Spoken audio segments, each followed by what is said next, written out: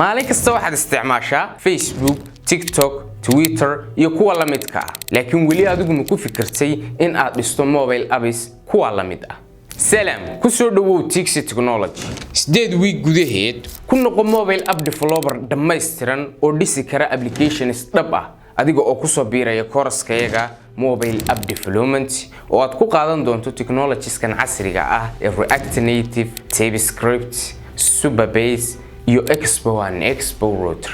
course-kani waa mid muddada u socdo diiradda la saari doono front end iyo back end ba taasi oo awood ku siinaysa in aad dhisi karto, code garayn karto, nashqadayn karto applications tayo sare leh. laakiin intaas oo kaliya maaha waxa kale oo aad awood u yeelan doontaa in aad barato sida loo dhiso SaaS applications-ka oo aad ka heli karto dakhli iyo ganacsi aad adigu gaar u leedahay.